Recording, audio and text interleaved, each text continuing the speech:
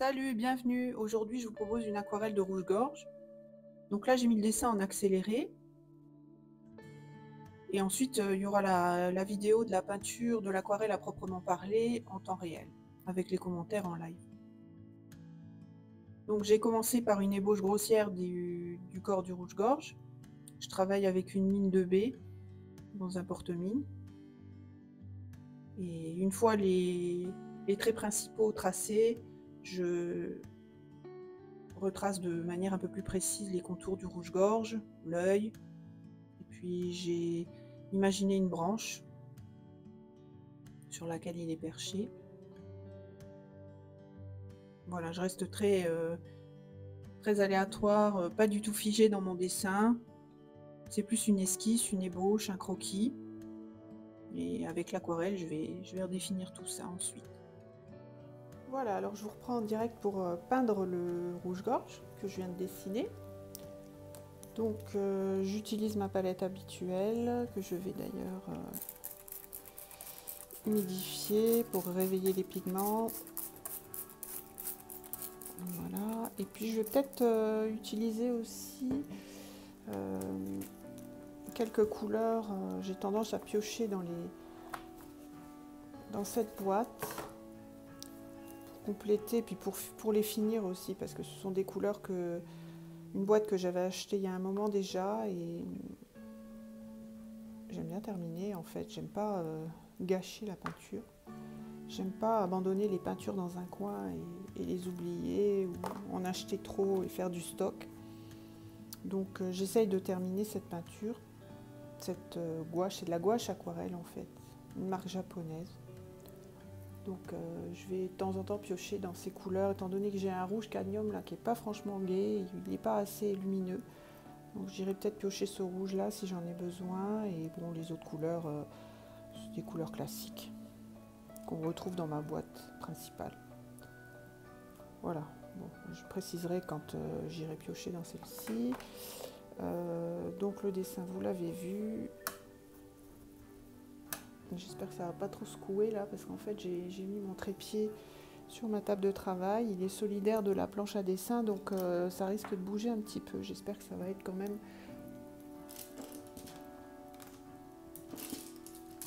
pas trop inconfortable pour visionner.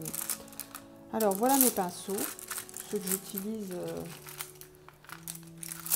Voilà, c'est toute ma réserve en fait. Hein. J'ai pas de stock ailleurs que ceux-là.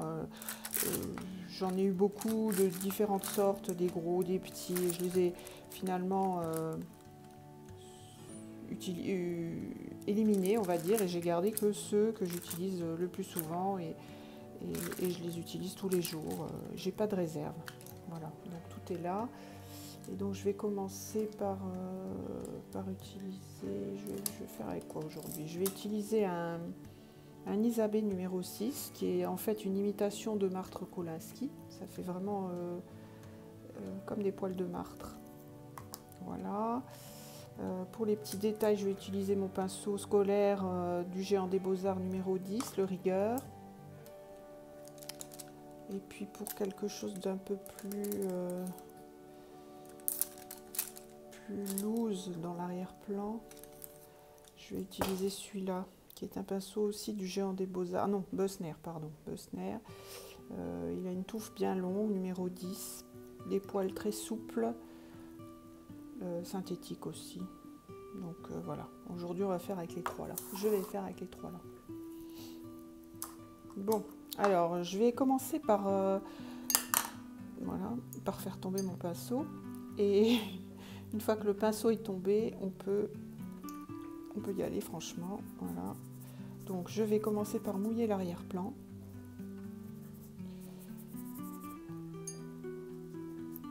Je vais travailler d'une manière différente, de ma manière habituelle. La plupart du temps, je me rends compte que c'est une évolution dans ma manière de faire des derniers mois. Avant, je commençais systématiquement par le sujet principal, que ce soit de l'architecture, un oiseau ou autre, et je faisais ensuite le fond. Mais là, parfois j'étais tétanisée. Une fois que le sujet principal était peint, j'avais un peu plus de mal à faire le fond, parce que bon, il faut tourner autour, respecter ce qu'on a déjà peint, etc. Donc là, je me suis dit, tiens, je vais modifier ma façon de faire et commencer par le fond. Et je vais faire un truc très libre, très lâché, et je ferai mon sujet principal ensuite. Et je trouve que ça me réussit pas mal, parce que comme dit, on est moins je suis moins figée dans ma peinture et dans ma manière d'aborder le sujet principal. Donc là, voilà, j'ai mouillé le fond, en respectant quand même, en gros, hein, les contours de l'oiseau. Mais même s'ils se font un peu dans l'arrière-plan, ça ne va pas être gênant. Donc l'arrière-plan, je vais choisir un peu de bleu royal, bleu cobalt. Je vais en mettre là-haut. Il y a un reflet de la lumière qui me gêne. Ici, je vais aller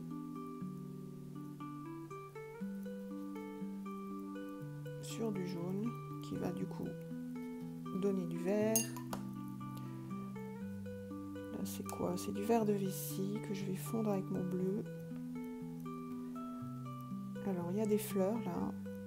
Je vais essayer de les garder un peu blanches.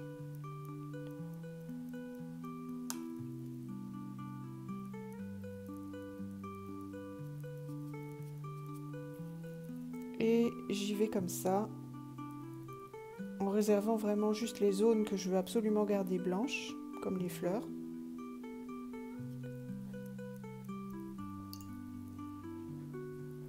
Et je trouve que là, je suis déjà presque bien au niveau du fond. Il n'y aurait rien besoin de faire de plus en fait. Enfin, disons que c'est l'impression que ça me donne là, que j'ai presque atteint l'objectif que je souhaitais pour le fond.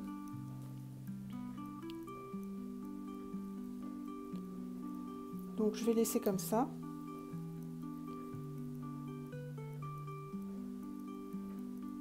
Et je vais donc laisser maintenant le fond sécher tranquillement. Je vais aborder tout de suite le sujet principal, l'oiseau. C'est pas gênant étant donné que même s'il y a quelques fusions avec le fond, au contraire ça donnera un effet plus doux, plus soft et l'oiseau se fondra mieux dans le paysage. Donc je vais prendre ma brosse Isabée, là, numéro 6, et puis je vais attaquer l'oiseau. Donc j'ai quoi? J'ai un peu de gris. Un peu de gris de paint, teinte neutre. Je vais faire un mélange un peu. Et je vais essayer de peindre le bec. Alors là, mon pinceau est presque trop gros. Hein. Bon, vous voyez ce que je vous disais, là, ça fuse.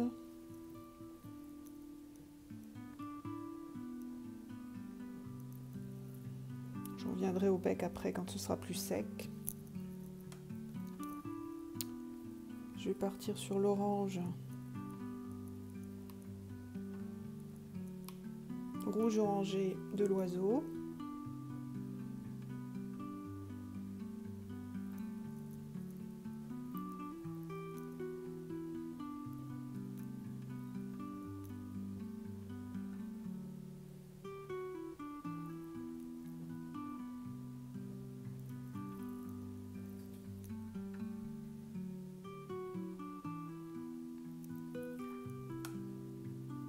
Là, le poitrail un peu plus jaune.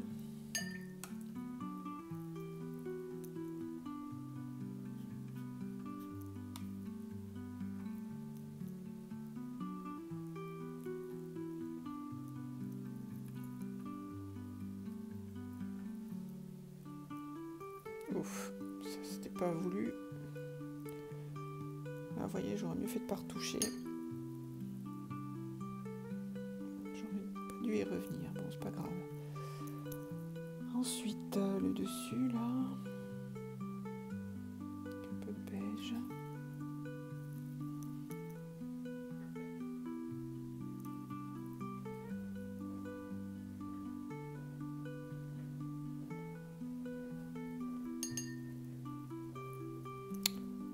Et puis là on arrive sur du bleu, donc je vais partir sur le bleu royal. Va aller se fondre dans l'orange.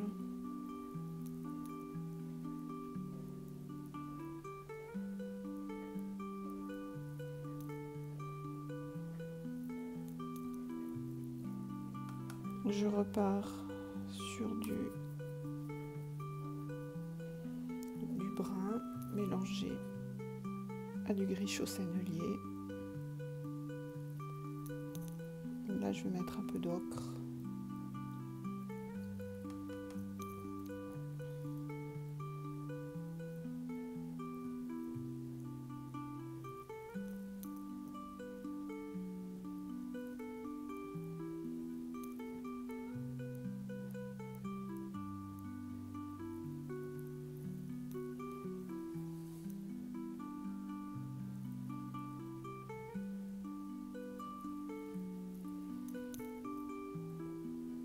De sienne.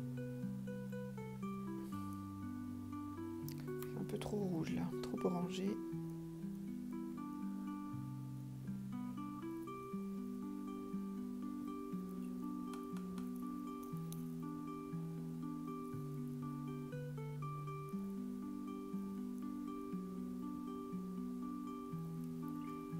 Voilà, il y a des parties où ça se mélange comme ça avec le fond, avec l'arrière-plan. Un papier qui gondole. Mais c'est pas gênant, je vais laisser faire, je verrai après ce que ça donne, quitte à rapporter un petit peu de définition une fois sec, pour remarquer les contours de l'oiseau, ou alors peut-être que je vais le laisser se fondre comme ça dans le paysage. Tout dépend de comment ça évolue et de ce que ça va donner, si ça me satisfait ou pas. Je vais pas me focaliser là-dessus, maintenant je vais pas aller tripatouiller, essuyer, je vais laisser, je verrai bien. Voilà. C'est peut-être un risque que je prends, mais je m'en fiche. C'est raté, hein. C'est pas grave. Voilà. Donc, je vais reprendre le bec que j'avais commencé tout à l'heure. Et comme c'était trop mouillé et que ça fusait trop au niveau du bec, j'ai laissé sécher. Maintenant, je vais y revenir pour le marquer un petit peu plus, avec des pigments bien concentrés et mon pinceau fin.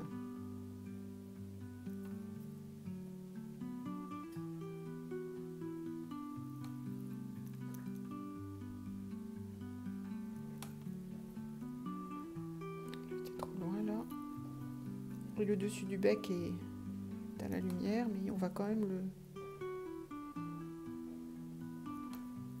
le peindre.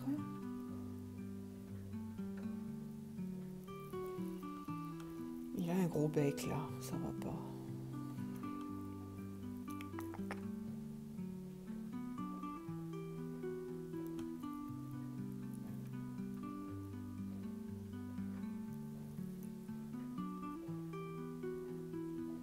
Voilà, mon orange est sale.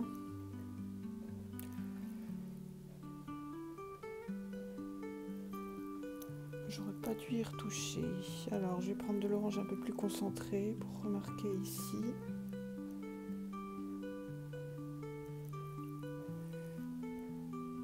Le fond ici avec le reste.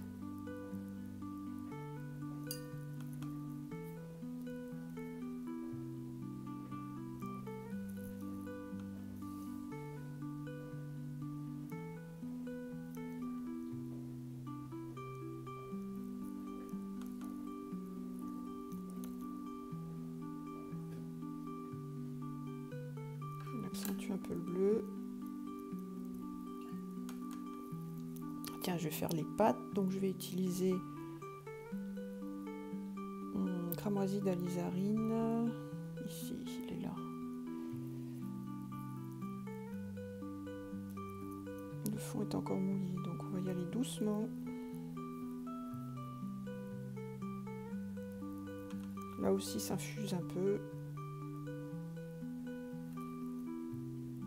Peut-être mieux attendre que ça sèche, c'est pas grave, on va laisser comme ça et quand ce sera bien sec, on y reviendra.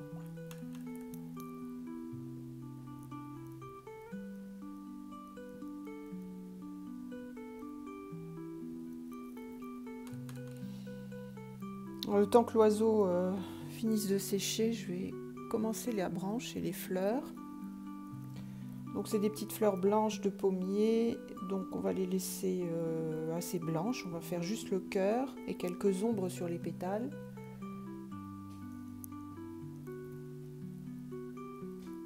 Et peindre la branche. Donc là c'est du schmink vert désert.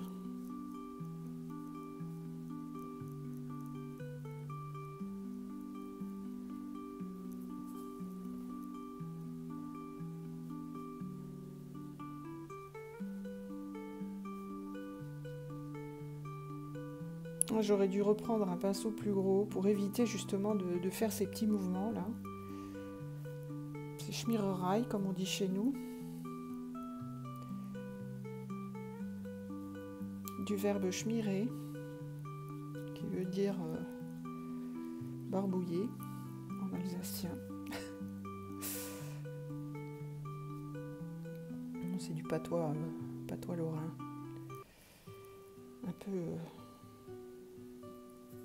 Un peu tiré de l'alsacien.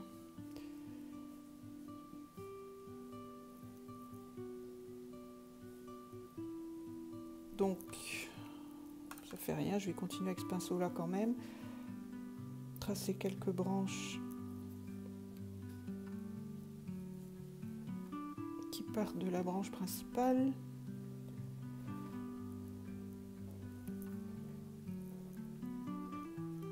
Un peu de brun terre d'ombre brûlée qui va aller apporter de la nuance sur la branche.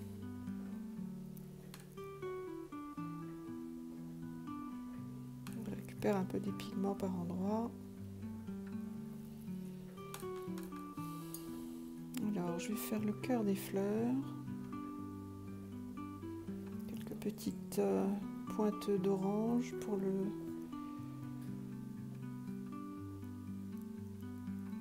centre des fleurettes. Puis on va mettre un peu de rose.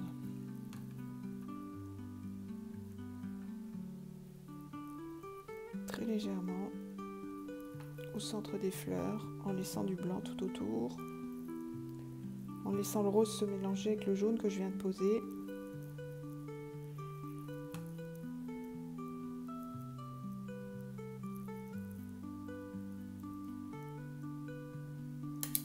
Oups, ah, ça bouge, hein. Pas évident, il faut que je trouve le bon système pour filmer. Je n'ai pas trouvé, j'en ai essayé plein. Des trépieds, des pinces, des tripodes, je ne sais quoi. Je ne trouve pas le bon moyen de filmer. Pour que ce soit à la fois stable pour ceux qui regardent et confortable pour moi. Alors là, j'ai pioché du j'en perds mon latin, du cramoisi d'alizarine pur pour les boutons des fleurs, pour que ça tranche un peu avec le reste. Alors je vais mettre quoi là? Un peu de violet de péridène à la base pour bien les contraster.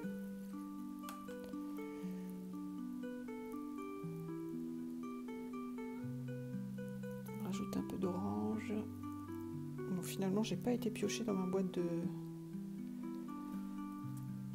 de gouache parce qu'en fait je me rends compte que toutes les couleurs dont j'ai besoin je les ai. Donc je vais continuer avec ma boîte classique.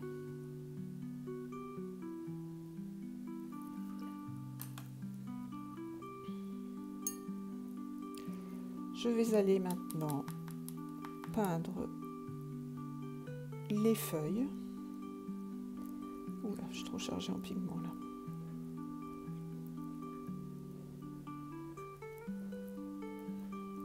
Avec du vert anglais sennelier mélangé à un peu de vert plein schmink.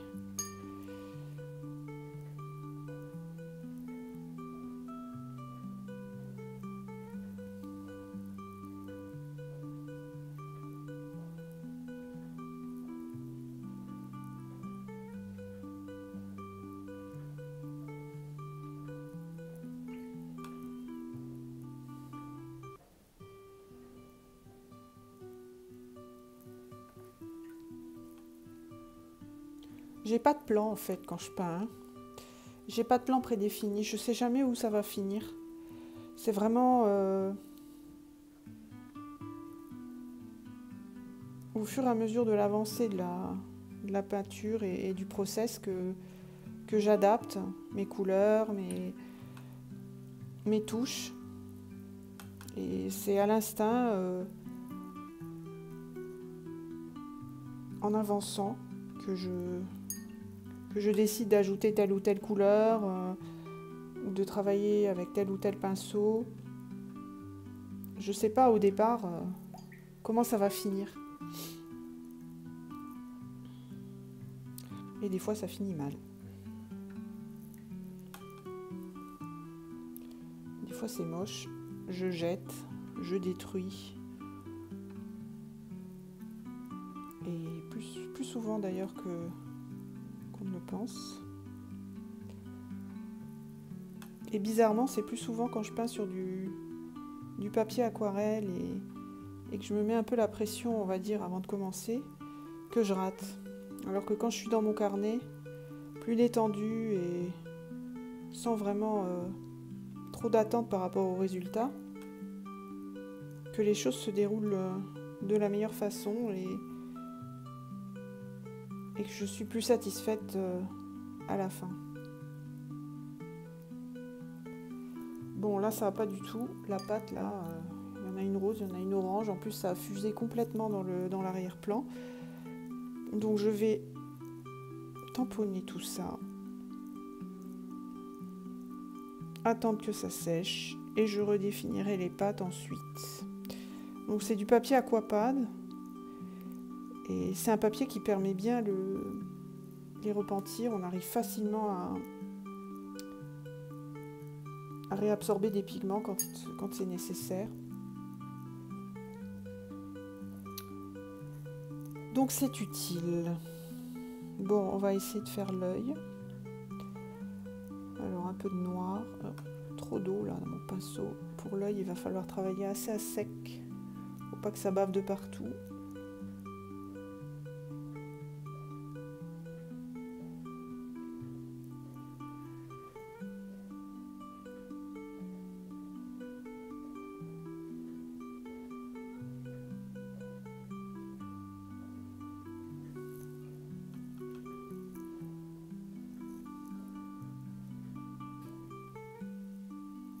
Alors il a un peu l'œil éteint et l'œil triste.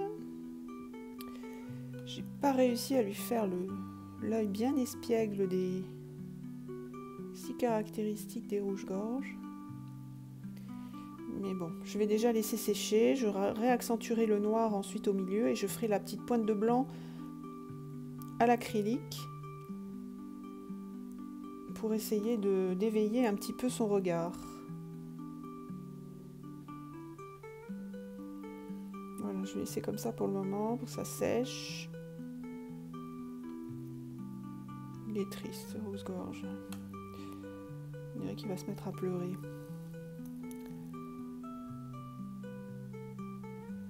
C'est peut-être l'humeur du jour, hein, étant donné que tout ce qu'on fait transparaît dans... Tout ce qu'on ressent transparaît dans ce qu'on fait. Peut-être. Alors, je vais rajouter un peu de rouge.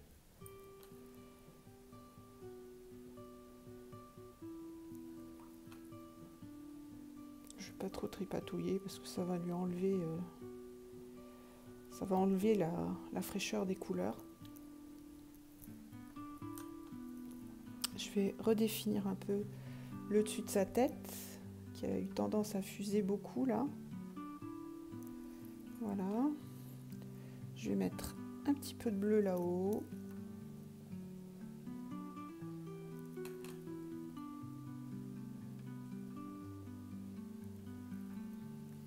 Ensuite, où est-ce que ça mériterait d'être un peu plus redéfini?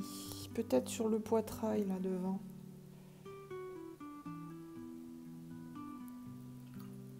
Donc j'ai utilisé de l'orange.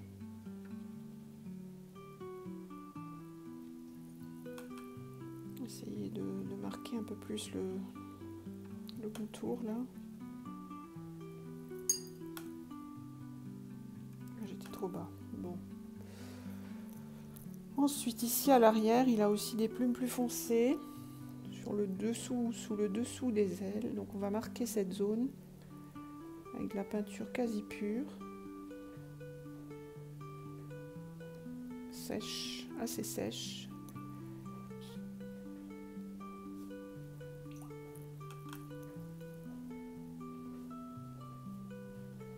Voilà, je vais arrêter là.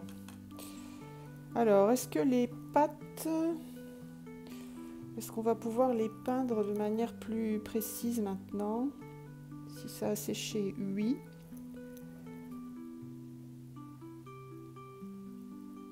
Donc c'est reparti. Vous voyez, là ça fuse plus, puisque tout à l'heure j'avais séché le papier avec mon petit chiffon.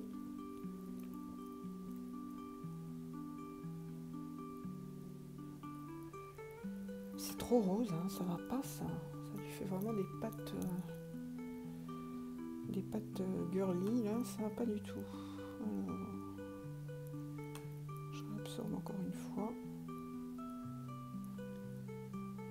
Non, c'est un peu mieux. La patte avant.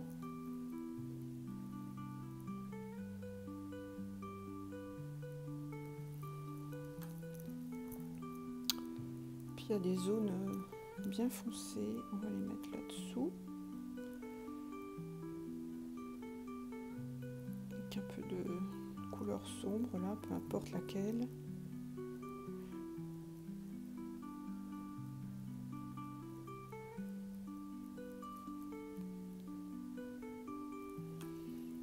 Ça me semble pas mal là.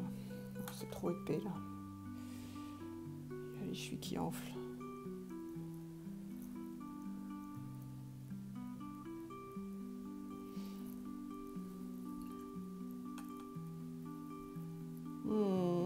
Bon, je sais pas. Je sais plus quoi faire là en fait. Il vient toujours un moment où on sait plus quoi faire. Faut peut-être mieux s'arrêter en fait. Là, ça manque un peu de jaune.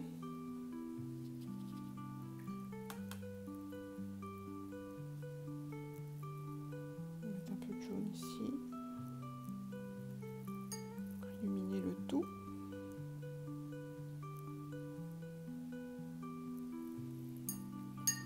Ouais, pourquoi pas. Bon, ben, je crois que ça va être bon. Je vais encore réaccentuer le noir de l'œil, comme je le disais tout à l'heure, pour lui donner un regard un peu plus vif,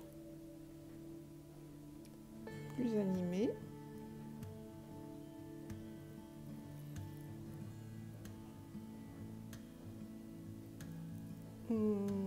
C'est pas ça. Hein.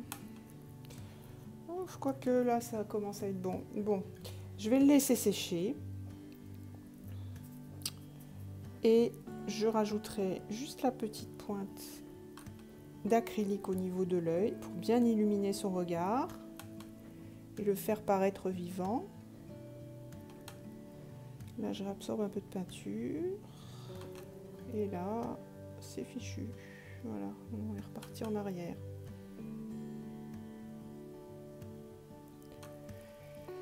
Non, non, non, ça va pas.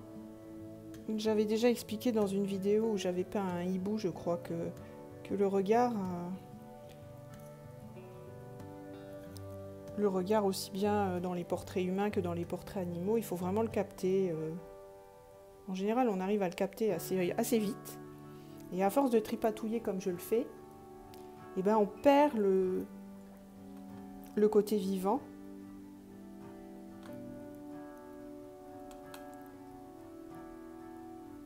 Et quand on l'a, eh ben, il ne faut plus toucher en fait.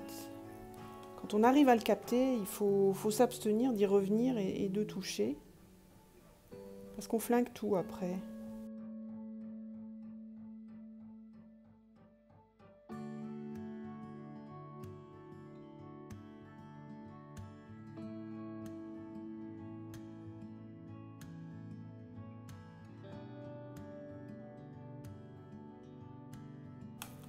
Bon, on va laisser sécher, puis je rajouterai le petit point blanc.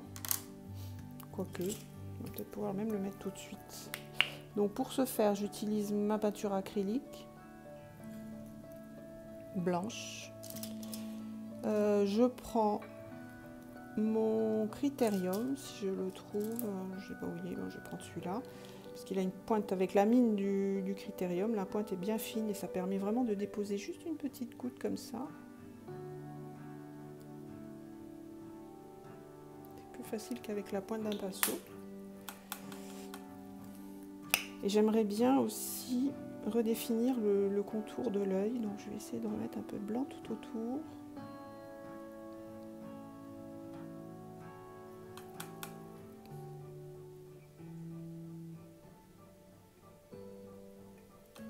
Non, non, non, ça va pas. Il est triste, hein. C'est vraiment l'humeur du jour.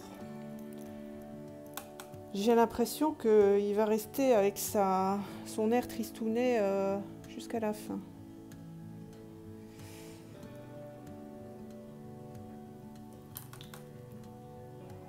Bon, bah écoutez, hein, c'est le rouge-gorge qui pleure. Tant pis. Ça va rester comme ça. Je vais arrêter de trop tripatouiller. Je vais mettre la vidéo en stop et je vous remontrerai quand c'est sec. C'est terminé, donc là ça a séché. Je vous refais une vidéo pour vous montrer bien les détails à la lumière du jour. Voilà l'œil. L'effusion du départ que j'ai laissé telle quelle. Les pattes sur lesquelles j'ai galéré. Bon, finalement ça va, elles ressortent bien.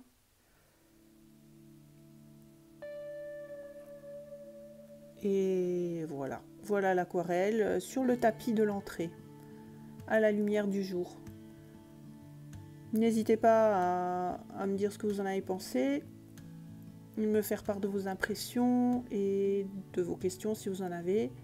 Je vous remercie d'être là, d'écouter mes radotages et regarder mes barbouillages. Et je vous dis à tantôt. Salut!